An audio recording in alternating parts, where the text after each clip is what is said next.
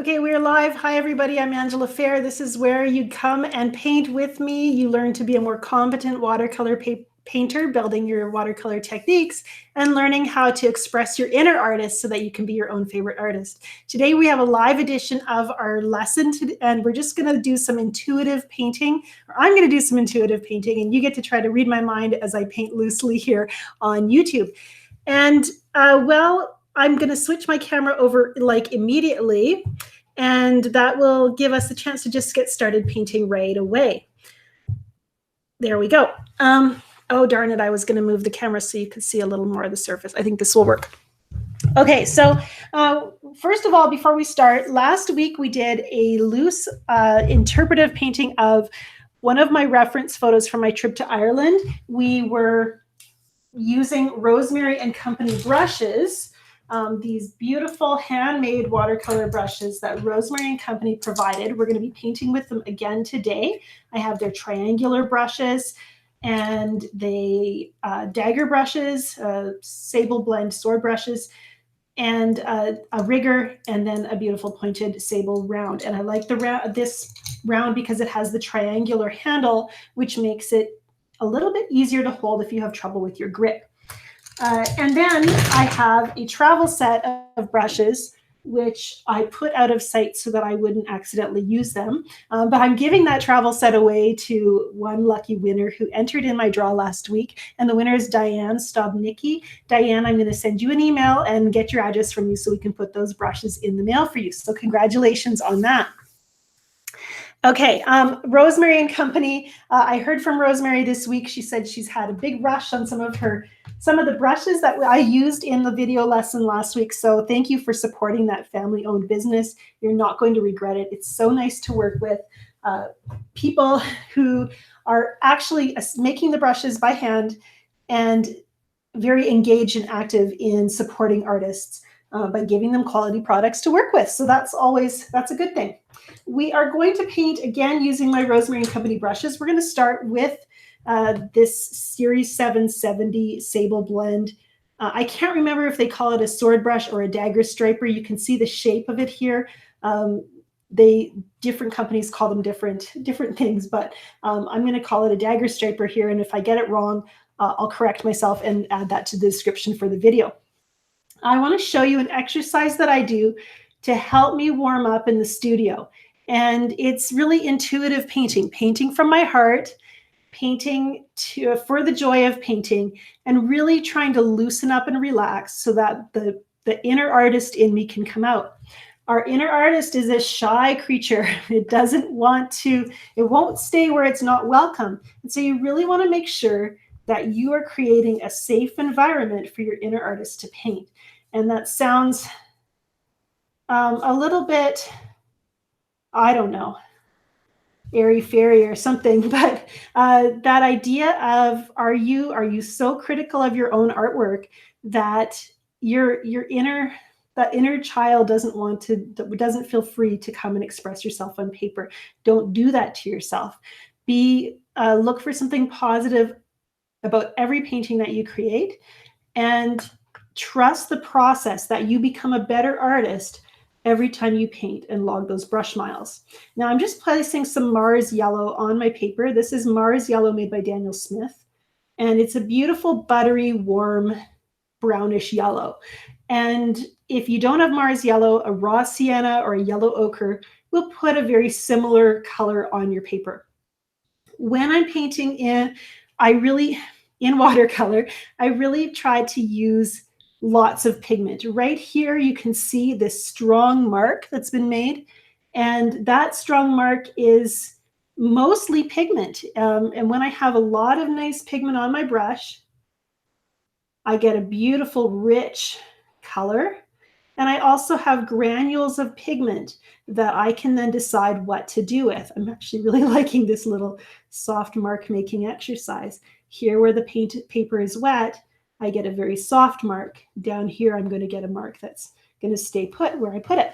But when you have a lot of pigment on your brush and then apply that to the paper, you also have options as to what to do with that pigment after it's been placed on your paper. So I can take now a wet brush, gently sweep some water and the leftover pigment that's still on my brush across the paper. And you can see I've got a value change happening. I've got a transition between light and dark.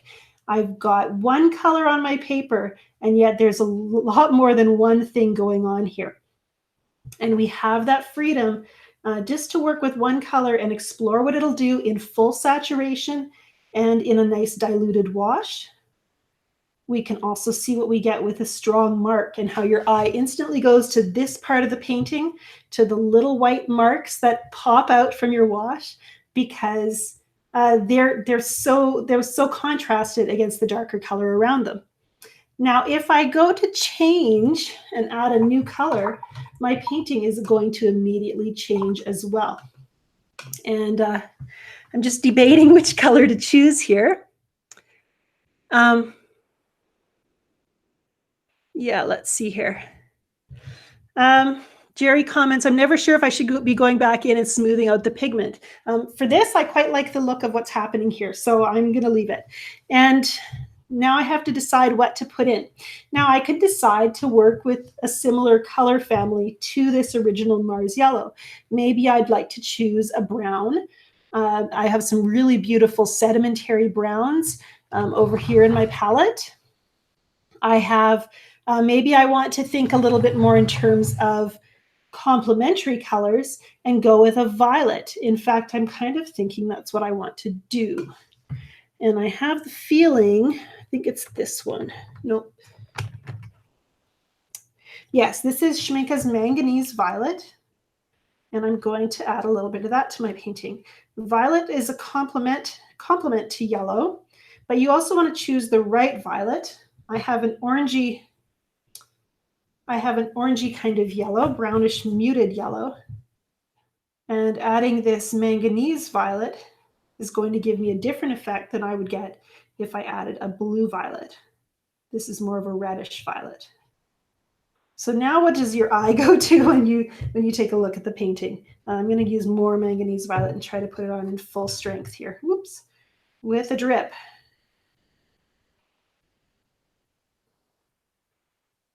And we are letting accidents happen. This is the part with the happy accidents, where we watch and observe and let the painting do what it wants to do. And then we try to work with what's happening on the paper too. I don't like to force the painting to do something it doesn't want to do. I want to collaborate with my painting. And I'm using gravity and water to lighten and soften. And I know there's probably at least one of you that's thinking, I just ruined this painting. This lovely, soft, buttery yellow has just vanished. And that's okay. This is the experimenting part where we loosen up and learn what to do and sometimes what not to do. Let's try some of the Mars Yellow over top of the Manganese Violet. See what that does. Sometimes when you start to lose one color, you just need to go back to it. The Mars Yellow is a little bit opaque, so it actually sits quite well on top of that darker value. You can see how it looks a little bit cloudy there. So now I've got a stronger dark value. The darkest thing on the painting is definitely that violet. So my entire painting changes as soon as I make that decision to add something new. I want you to recognize the impact of the decisions you make, and the more decisions you make as you paint, the more your painting it changes and is impacted. I'm just taking a look at your questions as I'm pausing here. Lisa says, when you're painting intuitively, do you have a subject in mind, or is it really just paint how you feel? I don't think we ever come to painting with an completely empty mind. I think there's always kind of something there. And in this case, I've been painting, let me see if I have an example here. I've been painting hills. So this is a hill that's got this lovely angled meadow, some trees in the background. And so this is the same kind of layout. I just have I'm just doing it a little bit more loosely. Let's play with some of that manganese violet. My Mars yellow up here is starting to dry a bit. So I can actually place some line here and know that it's mostly going to stay put where I place it. So I can play with the beautiful fine point in this dagger brush. Actually, I want to pull some lines right from the top. Why not? And you can see how the line changes depending on how wet the paper is. Here in the middle, it's definitely damper than it is at the top. More lines. I'm moving my whole arm from the shoulder right now. I'm standing to paint so that my body is relaxed and so that I see my painting from, more than just 2 inches away.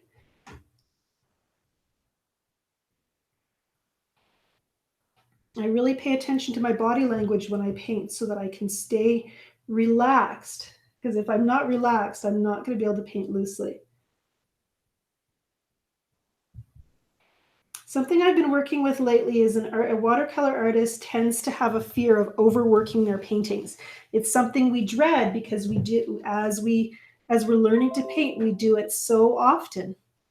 But as a professional artist, as someone who's been painting for 20 years, I realized that I was letting that fear of overworking hold me back from really pushing my boundaries and painting in the way that was challenging to me. And so lately I've been really exploring, how far can I go? Can I overwork a painting and still create something that I love and feel joy in? And it's been really fun to explore kind of an area that was taboo for me as an artist and start to paint in a way that was freeing and joyful. And didn't worry about, maybe I'm going to overwork this one and totally ruin it. I'm going to overwork it and see if I can't still make something wonderful happen. And that's been really fun for me as I've explored what my limits are as a watercolor artist. You're never done learning. This is a 6x9 B paper. It is 100% cotton. I do find that it buckles a bit more than the Arches. I'm going to set this one aside and we're going to paint something else with 2 different colors.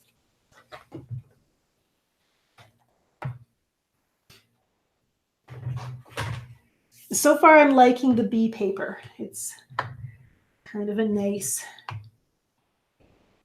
paper. It's a convenient size for these quick little studies as well. Okay, let's see. Why don't you pick a color for me to use? I'll take some suggestions right now and tell me what you like. PS Tutor 1 says, I love yellow ochre. It can go from beige to dark gold. And I'm feeling that way about the Mars yellow as well. And Joe P says, B paper is great. Make sure you get the 140 pound and not the 90 pound. I would pretty much never buy a 90 pound paper. It's just going to buckle way more. It's so thin. Petra, you guys do have some wonderful paper in Europe that I've seen being used. Two Rivers is a company out of England, I believe, and they make some beautiful paper. I'd love to hear other suggestions. If you're in the European Union, what paper are you using? And let me know what you're using. Okay, Lakeview Guest Ranch says use Aussie Red Gold and Turquoise. Okay, we're going to use Aussie Red Gold. It's a fun color to use. And the only trouble with Aussie Red Gold is it is a little bit hard to mix. So we'll talk about that. We're going to start with the Aussie Red Gold at the top. So very similar to how we started with the Mars Yellow. Oh, it's so pretty. It's kind of a marigold color, isn't it? And I'm using the dagger striper, but I'm using the side of the brush.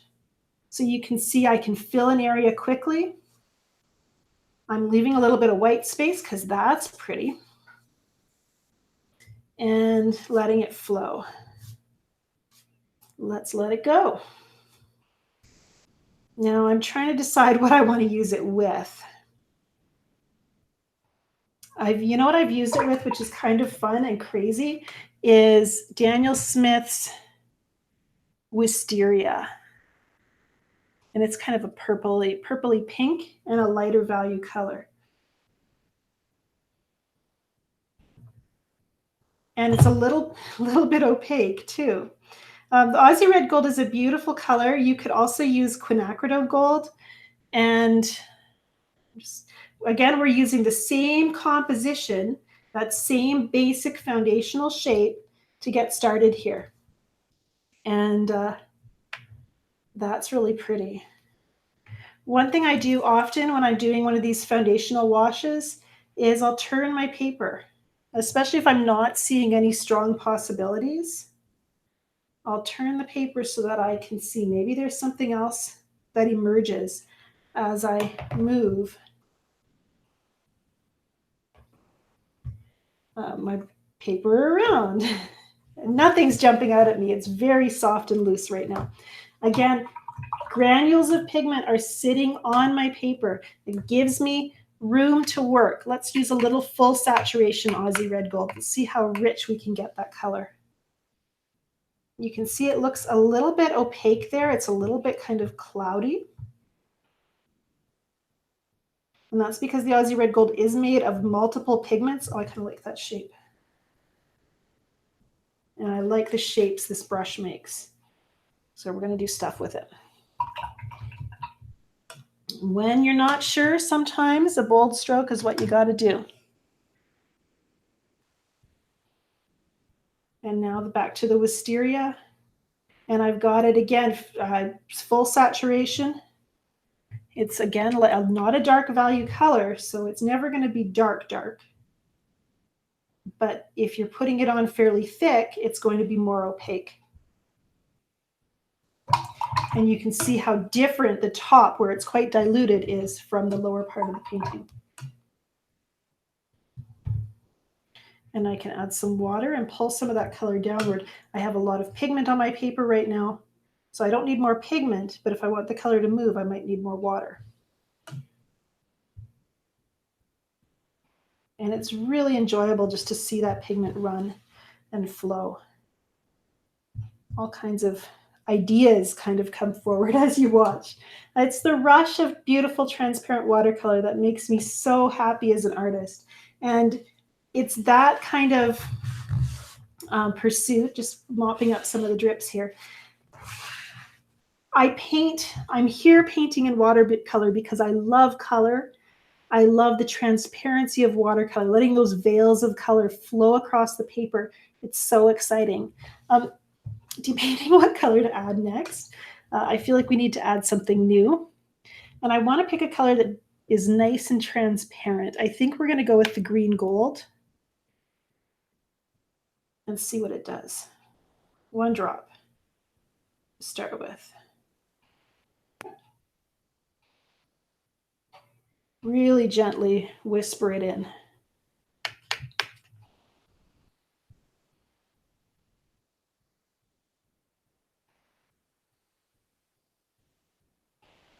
I chose a color that I knew had a lot of transparency to it because at this stage I've got Wisteria, which has a bit of white in it, Aussie Red Gold, which is a 3 pigment color. And so we've already got a lot of potential for muddiness. You can see how kind of murky where the green gold is mixing. And so adding a transparent color right now gives us that, keeps it from getting too muddy is the goal. And look at how fresh that looks. It's like the heart of a flower on a beautiful spring day.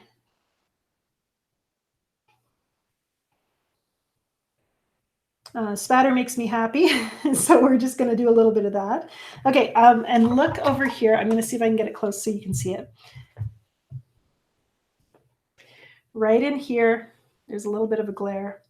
There's actual tendrils of that pure red gold pigment, and they create these absolutely beautiful granules of color. We're seeing the same thing with the Wisteria over here, and a little bit of it over here as well. This is the kind of beauty of watercolor that when you get up close to a painting in a gallery, it makes you want to get even closer, get your nose right up against the glass, seeing that beautiful glow of translucent color, the paper glowing through in this area. There's nothing like it. I love watercolor, and I think you could probably tell. Yeah, we're just going to stop with that. So I've done 2 very quick little paintings here. And they're very different. Even though I used similar colors, I used, let's see if we can make room here. I used a violet and a yellow here. I used a violet and a yellow here, basically. And yet they have a very different mood because of the temperature, the balance of the colors. And this one, the yellow is a little bit browner. You know, it has a little bit more of that orangey color to it. It's a little bit more opaque. And so it just has a little more muted feel. Here, the colors were much more fresh and spring-like. Even though they were mixed pigments, I have that beautiful vibrance.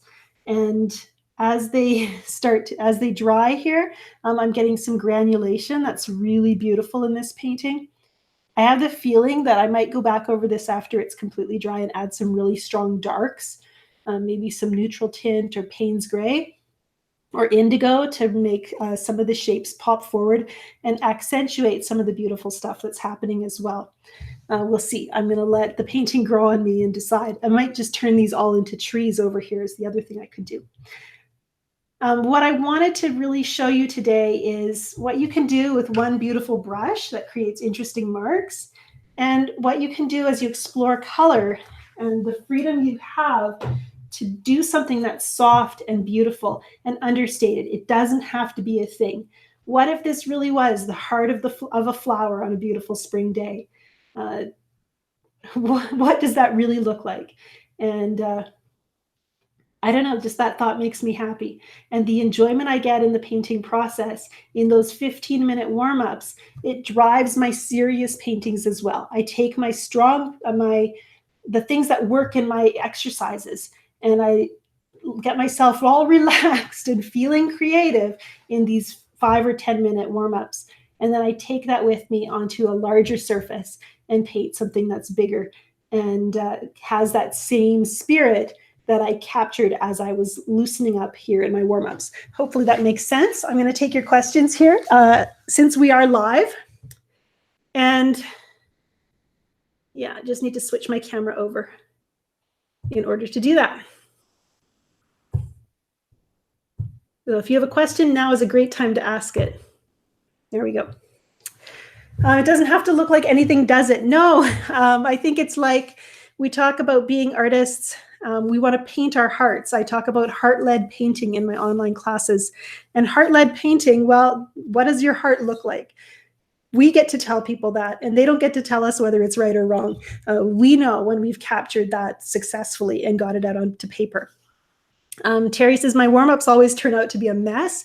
Hey, if you're going to make mistakes, make them in your warm-ups. Let that free you up into and then take it onward. And I actually will warm up for as long as it takes. So I might come to my studio and I'm feeling all the burdens and stresses of the day, you know, come into the studio with me.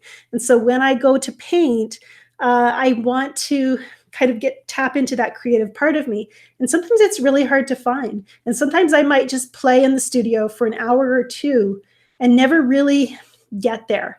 And that's okay too, because every time you paint, you're logging brush miles that make you a stronger painter.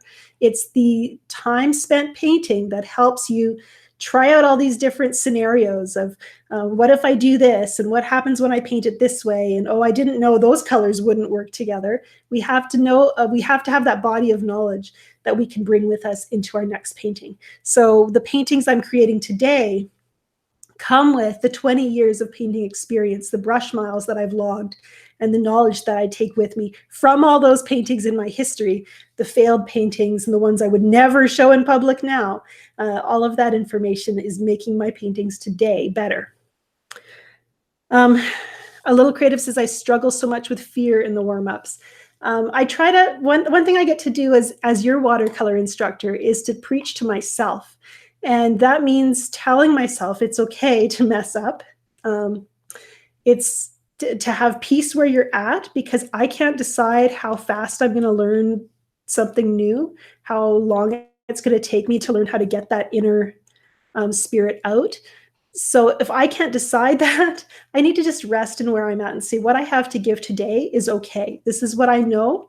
I'm going to share it with everything that I have, and know that as I keep working, I'm going to get better. Hi, Joe. I'm glad you're here. Joe's moderated for us for our live broadcasts. In previous years, we stopped doing live broadcasts in the spring, and so I could do more pre-recorded content, and I'm going to be continuing to do that. Although we are live today because my video editing is all in my office, which is being painted right now. So I will have more video pre-recorded content for you next week as well. Brush miles is what you need. It really is. So if there are thoughts in your mind that are keeping you from painting, we have to figure out how to combat those, how to give yourself those little personal pep talks that keep you painting. And I have a Fearless Artist email series that I share my thoughts on why it's okay to be exactly where you're at as an artist and why you should and can learn to paint fearlessly and courageously from your heart. It really is the best place to be. I've got questions about my brushes. I'm going to link them up in the description below the video as soon as we wrap up here. If you actually, I wish I should show you my studio and the disaster area that it is. What is happening right now in my studio is I'm busy painting, and as I paint, I make piles. I make piles of paintings that get stacked up. I'm going to see if I can show you with my other camera. And those paintings, as I paint, I have all of these. There we go. Okay, so right here, there's a little chair, and that is stacked with about 25 paintings that are at various stages of progress. I have over there more, and then beyond, way over there, more piles of paintings. It's piles, nothing but piles of paintings around my studio. And I want to show you that because most of those paintings are nothing anyone is ever going to see. They are half finished. They are unfinished. They are sometimes utter failures, sometimes just weak paintings. Most of the time, they're really just weak paintings that aren't strong enough to exhibit or show publicly. They're development paintings. Because I learned something best by painting it over and over again. This little demonstration that we did today, I showed you the seeds of it in the meadow study I did on Tuesday, and I've done that painting dozens and dozens of times. Robin's just posted the Fearless Artist mailing, our email address that you can send to so you can get set up with the Fearless Artist mailing list. I love that series because it's such an encouragement to artists. And I just want to encourage you, for me, it feels like the piles and piles of paintings here in my studio are evidence that I'm not doing very well. Why aren't I turning out good paintings? But I have to develop my ideas. And I have to be willing to take however much time it takes to get that good painting resulted. Joy says, but I can still see counter space. If it's there, I cover it. I teach a class here on Tuesday nights, so I have to clean my table off every week. Otherwise, it would probably just be even worse, piles and piles. So when you're painting and nothing's turning out, those are the learning paintings. Those are the drills, if you know piano or music, those are the scales that make you stronger for your actual songs. I'm running out of vocal cords here. Jay Wall says, it's the warm-ups and playing with color that I enjoy most. Is it okay to consider that finished work? Yes. I call every painting that I do a sketch until I'm ready to frame it. So that helps me stay relaxed. I really am running out of voice. It helps me stay relaxed so that I can paint feeling playful. And then if the painting turns out, it becomes a serious painting. Excuse me. I really have to wrap this up because I don't think I can talk anymore. I want to thank you for joining me, though, today. We've had so much fun. Have fun with your watercolor journey. If it's not fun now, you're not going to keep doing it and you're not going to get better. So be playful. You'll learn better that way because you'll just keep painting because it's so much fun. Have a great day. Bye for now.